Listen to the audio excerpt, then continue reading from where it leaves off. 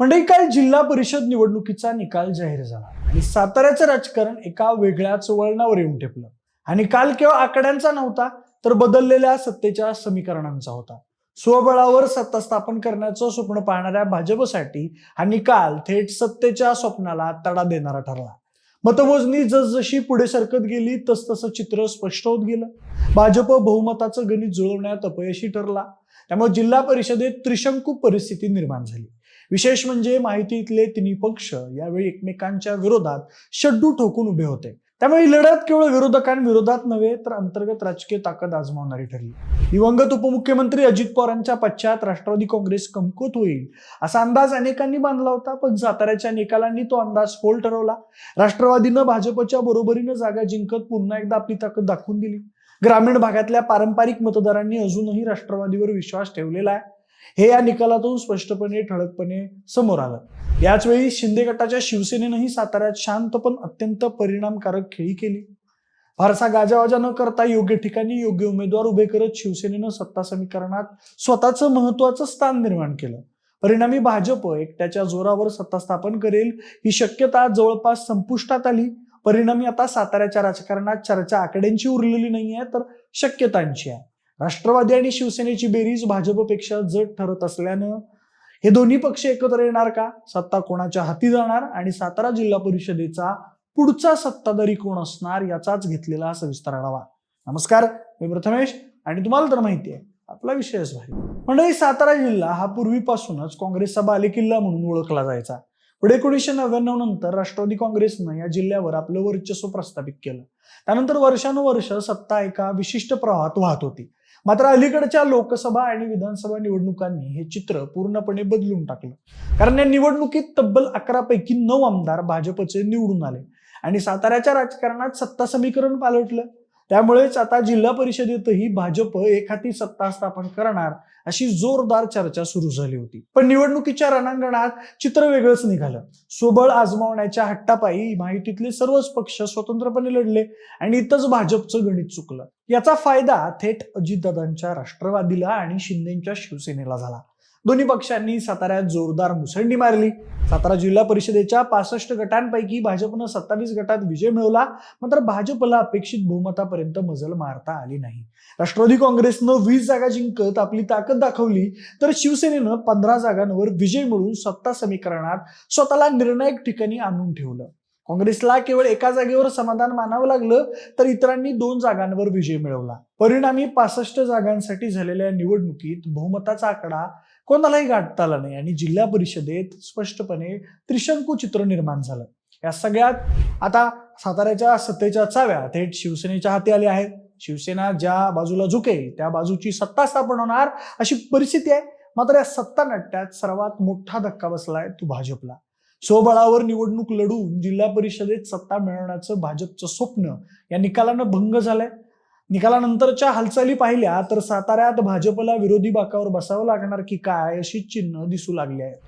कारण साताऱ्याचे पालकमंत्री शंभूराजे देसाई यांच्या नेतृत्वाखाली शिंदे गटाची शिवसेना आणि अजित पवार गटाची राष्ट्रवादी काँग्रेस एकत्र येऊन भाजपला डावलत सत्तेचं गणित जुळवताना दिसत आहे. खरं तर हा निकाल अनेक अर्थांनी धक्का देणारा ठरला. कारण या निवडणुकीत केवळ पक्षांचं गणित बदललेलं नाही, तर साताऱ्याच्या राजकारणात ओळखीची नावं, प्रस्थापित घराणी आणि दिग्गजांच्या सुरक्षित मानल्या जाणाऱ्या जागाही हातरल्या. निवडणूक रिंगणात उतरलेल्या काही बड्या नेत्यांच्या कुटुंबियांना थेट पराभवाचा सामना करावा लागलाय.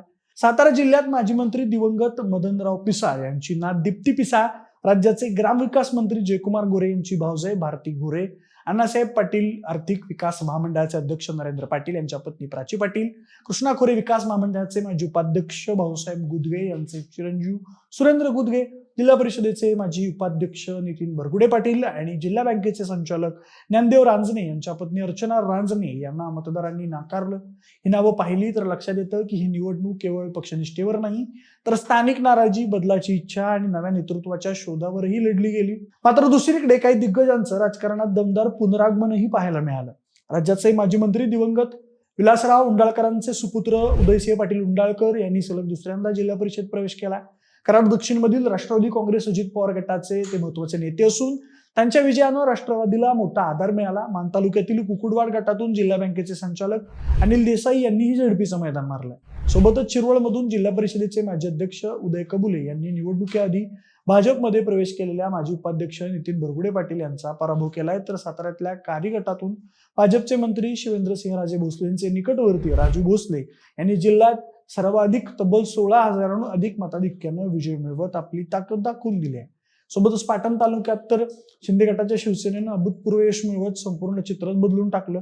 जिल्हा परिषदेच्या 7 पैकी 6 आणि पंचायत समितीच्या 14 पैकी तब्बल 13 सदस्य शिवसेनेचे निवडून आले. या यशामागे पालकमंत्री शंभूराजे देसाई यांचा करिश्मा ठळकपणे दिसून आला. त्यांच्या पारंपरिक विरोधी असलेल्या पाटणकर गटाला या निकालानं जबरदस्त हादरा बसलाय. डेबेवाडी गटात तर माथाडी नेते नरेंद्र पाटील यांच्या पत्नी प्राची पाटील यांचा अवघ्या 22 वर्षांच्या शिवसेनेच्या तरुणीनं पराभव केला आणि या निकालानं संपूर्ण तालुक्यात खळबळ आली. कराड दक्षिण आणि उत्तरमध्ये काँग्रेसने मोजक्या जागांवर उमेदवार उभे केलेले होते, पण भाजप राष्ट्रवादी शिवसेनेच्या झंझावातातही काँग्रेसने कडवी झुंज देत 1 जिल्हा परिषद आणि 2 पंचायत समितीचे उमेदवार विजय करून दाखवले. या मर्यादित पण ठोस यशाचं निश्चितच कौतुक करावं लागेल. साताऱ्यातल्या 8 जिल्हा परिषद गटांसाठी झालेल्या निवडणुकीत भाजपला 5 तर राष्ट्रवादीला 2 जागा मिळाल्या. दोन्ही राज्ये एकत्र असल्यानं इथं त्यांचं पारडं जड राहिलं. विशेष म्हणजे अजित पवार यांच्या निधनामुळे ही निवडणूक अत्यंत साधेपणाने पार पडली. नेहमीच सारख्या भव्य प्रचार सभा झाल्या नाहीत, पण पदयात्रा, कोपरा सभा आणि मतदारांच्या थेट भेटीगाठी यामुळे तालुक्यातील राजकीय वातावरण मात्र पुरतं ढवळून निघालेलं होतं. आणि त्याचाच परिणाम म्हणजे हा अनपेक्षित, धक्कादायक आणि साताऱ्याच्या राजकारणाला एक नवं वळण देणारा निकाल. एकंदरीत पाहिलं तर या संपूर्ण निकालातून सत्तेचं गणित हळूहळू स्पष्ट होताना दिसतंय. कारण भाजपनं सुरुवातीपासूनच स्वबळावर लढण्याचा निर्णय घेतलेला होता, हट्ट धरलेला होता आणि त्याचा परिणाम थेट माहितीवर झाला. राष्ट्रवादी आणि शिवसेना या दोन्ही पक्षांना स्वतंत्रपणे निवडणूक लढवावी लागली, पण ज्यांना भाजप कमकुवत समजत होता त्यांनीच या निवडणुकीत दमदार कामगिरी करून दाखवली. एकनाथ शिंदे यांची शिवसेना आणि अजित पवार गटाची राष्ट्रवादी या दोन्ही पक्षांनी मिळवलेल्या जागांची बेरीज केली तर आकडा थेट 35 वर जाऊन पोहोचतो.